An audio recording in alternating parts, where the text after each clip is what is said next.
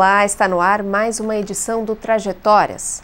O nosso convidado de hoje é engenheiro civil, presidente da incorporadora Next Group, uma união entre 4 grandes construtoras gaúchas.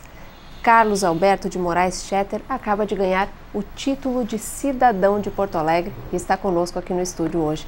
Muito bem-vindo ao programa Trajetórias, obrigada pela presença aqui. Obrigado a vocês todos, Poliana, obrigado à casa. Realmente foi uma grande satisfação esse prêmio. Esse prêmio foi algo diferente na trajetória do engenheiro, como tu mencionaste. Nós, enquanto empresários, e realmente fizemos uma fusão, um marco na cidade de Porto Alegre, unir 4 companhias, construir na terra dos caranguejos algo que seja diferenciado, competitivo e que tenha algo a propor de diferente para a cidade no sentido de gestão, processo e competitividade, fez da nossa companhia uma empresa que pode, tem orgulho em dizer que ela é uma empresa genuinamente gaúcha e ter condições de competir com os outros players de maior poder aquisitivo lá no interior do Brasil. Agora, mas esse prêmio, para nós, ele ultrapassou algumas barreiras. Primeiro, a barreira do processo de desenvolvimento empresarial. A gente está acostumado a receber homenagem, a ganhar prêmios por recorde disso, recorde daquilo. Prêmios mas esse mais técnicos, né? Esse é mais pessoal, né? Esse prêmio social, ele tem um simbolismo muito grande para a nossa companhia. Porque ele foi, primeiro, o vereador que nos homenageou e nos honrou com o prêmio, Valdir Canal, eu nem o conhecia. E quando ele fez esse convite, gerou uma expectativa de... Normalmente as pessoas têm um relacionamento com o premiado no sentido de mostrar algo de convivência. Não, eu não o conhecia, ele foi me oferecer um prêmio social. Num país que anda numa dificuldade, nós todos andamos passando por momentos difíceis e o social é o motivo extremamente de conversas para todos os políticos. Esse prêmio para nós ele foi muito diferenciado porque foi genuinamente autêntico, né? Ele foi me oferecer um prêmio que a gente tinha obtido e sem um relacionamento maior. Uma surpresa. É uma surpresa agradável. Agora, sua relação com Porto Alegre é bem antiga, né? O senhor é natural de Cruz Alta, mas chegou aqui para fazer o curso de Engenharia Civil na Universidade Federal, lá na década de 60. Qual foi a sua impressão da cidade quando chegou aqui? Olha, Porto Alegre, para mim, eu vim de uma cidade do interior, eu nasci em Cruz Alta. Meus pais tinham umas terras em Carazinho também. E na década de 60 houve uma grande nevasca naquela região, onde eles tinham uma terrinha que plantavam trigo. E foi uma coisa de 1,5 metro de altura. Muito marcante na minha vida isso. Dizimou com a plantação. E a minha mãe convenceu ele a nos trazer a Porto Alegre para nós estudarmos. E foi ali que eu acabei com a minha trajetória de agricultura, digamos assim. Eu vinha, fiz concurso para entrar no Julinho. Naquela época o Julinho era um prédio referência assim, de ensino. Eu já estava fazendo segundo científico, eu me empreguei na Siderúrgica Rio-Grandense. Comecei, fiz concurso para a prefeitura, passei na prefeitura, passei na Universidade Federal do Rio Grande do Sul, trabalhava à noite, estudava à noite, trabalhava durante o dia, trabalhei no BRDE, depois trabalhei na Coab, depois eu fui para uma construtora, onde eu iniciei a minha atividade, já então engenheiro, na construtora. Pelo que o senhor fala, não tinha na sua família nenhuma tradição em relação à engenharia, nenhum exemplo que o senhor pudesse se espelhar. Como é que descobriu essa vocação para a engenharia? Eu tenho 2 irmãos. O meu irmão mais velho era engenheiro, a minha irmã advogada, eu teoricamente deveria ser o médico. A minha mãe sempre insistiu, a falecida mãe insistiu que eu fosse médico. E eu nunca tive vocação de medicina, eu sempre quis ser dono do meu negócio. E eu achava que a engenharia civil seria um bom caminho. E sempre brinquei com ela: mãe, não te preocupa que eu botei em segunda opção a medicina. Como se fosse algo... Se eu não der na primeira, eu passo na segunda. Tem uma segunda opção ainda. Consegui contornar. O seu caminho para o empreendedorismo foi rápido também, porque 5 anos após a formatura, é isso? Depois o senhor estava trabalhando na Coab, depois trabalhou na iniciativa privada e logo em seguida já abriu a sua empresa. Durante a faculdade, eu te confesso isso, eu já ensaiava algumas empresas. Eu sempre quis ter uma empresa. Então esse foi, acho que é genético isso de empreendedorismo, né? Vem na índole de individual de cada um.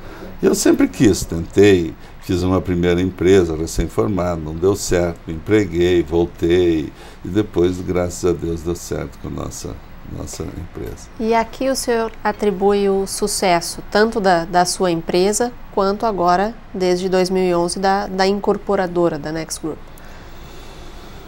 Olha, eu vou te falar assim, seguidamente eu sou convidado a palestrar nas universidades como um orientador para esses jovens que estão escolhendo profissão. E eu tenho dito que eu não sou um bom orientador. Parece um paradoxo, mas eu vou te explicar por quê. Eu acredito que a força de vontade da gente vence mas a esmagadora maioria das restrições. Eu acho que eu não seria um bom músico por você ter um dom especial, mas eu acho que eu seria um bom médico, um bom advogado, um bom dentista, como um bom engenheiro. Por quê? Porque eu acho que a gente, querendo, a gente faz acontecer as coisas. E isso é um mantra na minha vida.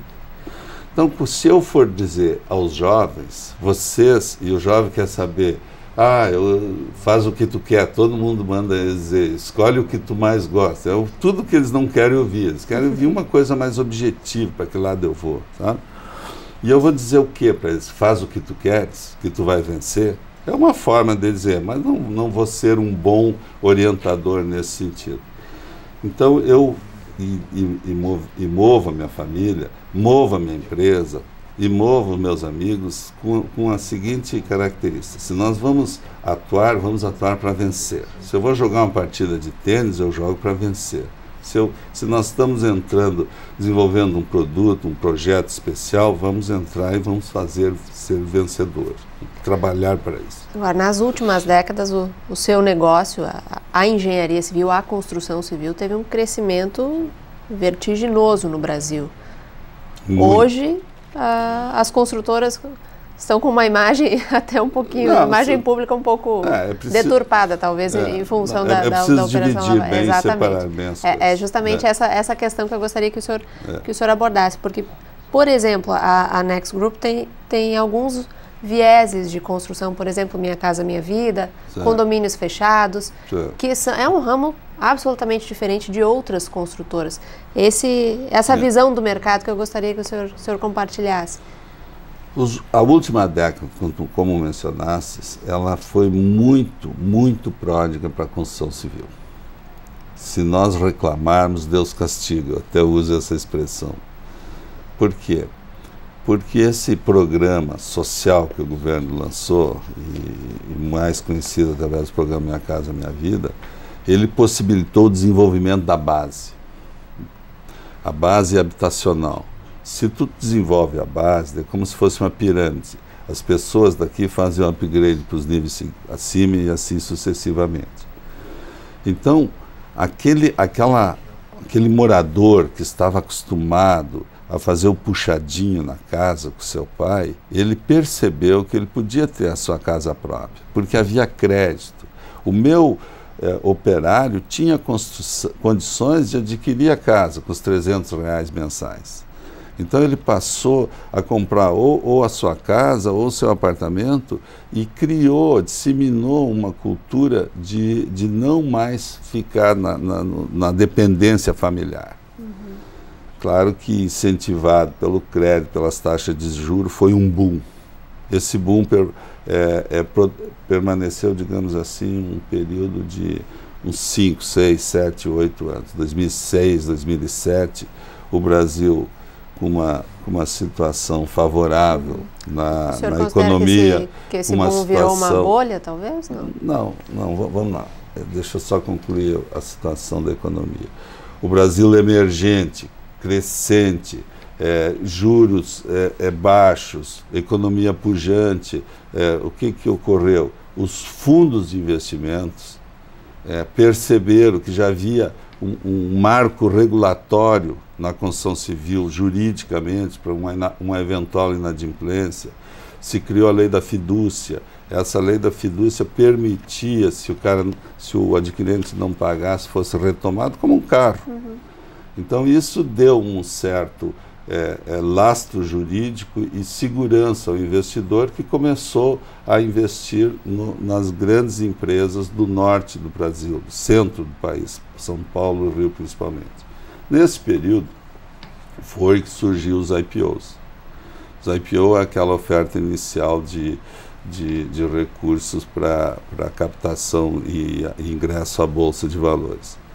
Então houve uma corrida de capitais para o Brasil, sempre em São Paulo, e de lá de São Paulo, Rio, essas empresas migraram para o norte, para o oeste, para o sul. Então nós conhecemos aqui no Rio Grande do Sul diversos concorrentes que vieram querer fazer escala para poder atender aquela demanda que o capital exigia. Hoje, essa situação é totalmente inversa. As empresas estão retornando para São Paulo, o capital sumiu e ficaram empresas aqui que são as que nasceram aqui, as que têm origem aqui, e exceção de uma ou outra que cresceram e se sustentaram aqui. Quando eu falo genuinamente, antigamente, quando eu iniciei a conversa, é que nós, para fazermos frente àquele boom, aquela concorrência de empresas, nós reunimos 4 companhias gaúchas e criamos uma escala para podermos fazer frente a isso. Escala com solidez, né? Escala com solidez, com volume, com características de conhecer o produto que nós atuamos. O Rio Grande do Sul tem características diferentes dos demais estados. Aqui é o estado da dualidade, né? Ou tu é Grêmio, é Inter, ou tu é pró ou contra, enfim, tem... Pois agora vou lhe propor uma outra questão que é de dualidade também. Mesmo com o crescimento da construção civil desses últimos anos, o déficit habitacional no Brasil todo, mas em Porto Alegre especificamente, vamos trazer desse macro que falamos agora da economia para o micro, ainda é um problema muito grande. Como é que o senhor vê isso? O senhor vê como uma oportunidade de mercado? O senhor vê como... Nós temos que separar aqui o Porto Alegre das demais cidades. Porto Alegre, por um processo de ajuste na sua gestão, nós não temos estoque. O nosso estoque é muito pequeno. Então, nós tivemos a dificuldade de aprovação de novos projetos e dificuldade também de aprovação em decorrência das limitações que o Quinto Comar impôs para as alturas dos prédios, além do nosso plano diretor ser mais restritivo. Então, Porto Alegre é uma das capitais que menos explodiu o boom imobiliário. O nosso estoque atual, ele é perfeitamente absorvido somente pelo crescimento vegetativo. Então, nós estamos sofrendo hoje em Porto Alegre menos problemas do que as outras capitais, como Curitiba, por exemplo, que tem 3 vezes ou 2 vezes o nosso estoque. Tá? O que ocorreu com algumas companhias? A nossa, que tem uma escala precisa, eu tenho hoje mais obras fora, na grande Porto Alegre, ou dentro do estado, do que na própria capital, pela dificuldade que está sendo a aprovação dos projetos. Parênteses, começamos a enxergar a luz no fim do túnel, as coisas começaram a se estruturar dentro de Porto Alegre, no sentido da gestão de Porto Alegre, que os processos começaram também a ter uma rapidez maior. Agrega-se ainda a Boate-Kiss, que gerou tremendos problemas para os administradores, e os bombeiros foram chamados a assumir responsabilidades que eles não estavam preparados. Bombeiro é bombeiro, ele foi concebido, ele foi treinado para incêndio, não para provar projetos. Então eles estão aprendendo, se adaptando e fazendo com que isso comece a fluir novamente os projetos nesse sentido. Porque nós temos o ciclo da nossa construção civil, ele envolve no mínimo 5 anos. Tu tem que adquirir o terreno, tu tem que construir, tu tem que aprovar e depois tu tem que entregar aos clientes e receber dos clientes. Então hoje, numa economia um pouco difícil, bastante complexa, tu pensar num projeto de médio prazo, que é o nosso de 5 anos, faz com que muitos investidores pensem N vezes até fazer o seu investimento. É verdade. Agora, o senhor estava falando aí de empecilhos, né? E muitas vezes o que se ouve em relação à construção civil no Brasil é que a falta de mão de obra qualificada é uma dificuldade. Eu já vi o senhor responder essa questão dizendo que para o senhor nunca foi o senhor nunca encarou como uma dificuldade, mas sim como um desafio. É uma marca, uma característica do seu tipo de liderança contornar esses desafios e achar soluções? Poliana, veja bem, nós tivemos um desenvolvimento ao longo da minha vida, eu treinei muita gente, eu desenvolvi muitos profissionais, e é uma característica da nossa companhia ter processos bastante desenvolvidos, concebidos, discutidos e que fazem um pouco da diferença da nossa trajetória. Quando há um boom da construção civil, é óbvio que essas pessoas são vislumbradas pelas concorrentes e foram, digamos assim, assediadas financeiramente com valores extraordinários. Eu não pude retê-los todos. Então, o que nós fizemos? Nós tivemos que conceber outras alternativas. Para você ter ideia, eu trabalhei até com mulheres presidiárias. E para tu não teres queda na qualidade dos teus produtos, tu precisa treino. Hoje, a mão de obra começou a voltar. Aqueles empreiteiros terceirizados que a gente tinha como formando um pacote de empreitada dentro das atividades, desenvolvimento das atividades, eles começaram muitos comigo, passaram por outras companhias e estão retornando à casa. Estão sendo bem-vindos, agora até com mais experiência, adquirindo outras visões. E nós começamos a retomar os conceitos de qualidade. Já não é mais quantidade, passou a ser qualidade, os diferenciais. E o que eu vejo assim com mão de obra? Eu não tenho realmente preocupações grandes. Claro que são enormes as preocupações, mas ele é mais um insumo na nossa corrida de obstáculos. Então, se nós estamos com uma dificuldade dessa, vamos buscá-la. O nosso maior obstáculo hoje chama-se crédito habitacional. O crédito para a produção sumiu. Os bancos, momentaneamente, estão muito restritivos e impedindo que os players menores, inclusive, tenham extrema dificuldade para adquirir recursos. Por quê?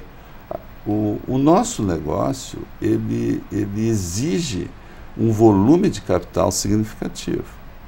E esse apoio do capital significativo vem dos bancos, nos créditos de apoio à produção. Se esse banco, vamos pegar um banco comercial, trava o o nosso crédito, como é que eu vou produzir para vender? Porque normalmente, vamos imaginar, tu compra um apartamento, eu te financio 70%, 80%, e tu me pagas 20% durante até as chaves. Mas eu preciso mais recursos para executar esse imóvel que eu vou te entregar lá na frente. Esses recursos que eu preciso, eles vêm desse crédito para produção. Se não existe esse crédito para produção, é um retrocesso que nós estamos voltando. Aquele tempo daqueles planos, tipo 100 parcelas, os planos 100, te lembra daquilo que tu fazia divisão? Isso vai impedir, vai travar bastante a economia. Acredito que seja momentâneo, torço para que seja momentâneo, e estamos trabalhando nesse sentido. Os recursos são os mesmos. Onde estão os recursos? Parados, os bancos também querem emprestar. Eles estão mais seletivos, porque o medo da inadimplência, o medo disso. O Brasil está hoje sem um horizonte de segurança para o investidor. Ele está assustado. Nós todos estamos apreensivos. Carlos, para a gente falar um pouquinho da outra ponta da tua profissão e da relação da empresa, que é a caridade. Dentro desse contexto, principalmente no contexto do crescimento, o senhor ajudou muito a construir, por exemplo, creches para comunidades carentes. Como é que é essa sua relação com as comunidades de Porto Alegre? Como o senhor identifica essas necessidades? Poliana, eu tenho um norte na minha vida. Eu vim de uma família humilde que me ensinou e me deu educação. Eu acredito que a educação seja o principal pilar para o desenvolvimento sustentável num país. E esta educação, ela vem enquanto o intelecto das crianças está em formação. É na fase que ele mais necessita, é nessa fase de 2 a 6 anos. Depois, o cérebro não absorvendo as proteínas necessárias, tu tem que dar o peixe para o resto da vida. Mas se nós, e eu tenho aí dito para todos os nossos colaboradores e todos os meus colegas, dentro das entidades que eu participo, se nós temos sucesso na comunidade que nós atuamos, eu entendo que é uma obrigação ajudar os menos favorecidos. E se eu quero ajudar os menos favorecidos, se eu acredito que a educação é o pilar para o desenvolvimento sustentável de um país, eu vou ajudar e focar na educação. Como é que começou isso? Com esse conceito, nós construímos dentro da companhia um projeto de engenharia social, onde nós tínhamos ofertado no site para aquelas professores, aquelas pessoas das vilas que tinham a ajuda, as pequenas creches, não tinham como fazer, aquelas ONGs, elas podiam se cadastrar no nosso site, e nós tínhamos uma equipe, um comitê de seleção. Se faria uma pré-seleção daquelas mais necessitadas. A gente tinha dentro do nosso programa a possibilidade de executar uma por ano. E essa seleção, quando começamos a fazer, eu assisti cada coisa que me marcou muito, sabe? Eu saí uma vez de um pé do morro, não vou citar o nome da vila, eu acho que uma salinha como essa tinha 100 crianças comendo arroz com feijão e mais 100 crianças do outro lado esperando para entrar para comer arroz com feijão. Eu disse para aquelas pessoas responsáveis que nós faríamos aquela creche. Foi uma emoção, todos nós nos emocionamos, choramos juntos. Eu não tenho o maior prazer em dizer que aquilo me afetou muito. Eu saí com o carro, eu parei uns quadras adiante, eu agradeci a Deus por ter possibilitado fazer aquilo. E depois, Poliana, foi uma extrema dificuldade para botar aquilo de pé. porque a área não era titulada, era num pé do morro, a prefeitura não queria me aprovar, porque como é que eu vou aprovar um projeto que não tem nem dono, nada? Ali eu percebi que eu estava com um projeto de engenharia social, com um cunho, a ideia era genial, mas o procedimento não estava adequado. Foi quando eu, nessa busca por aprovação junto à prefeitura, só um parênteses, eu consegui uma outra pessoa que fez e resolveu aquela creche daquelas crianças. Mas na busca da aprovação, eu entendi que eu precisava mudar o nosso projeto de engenharia social.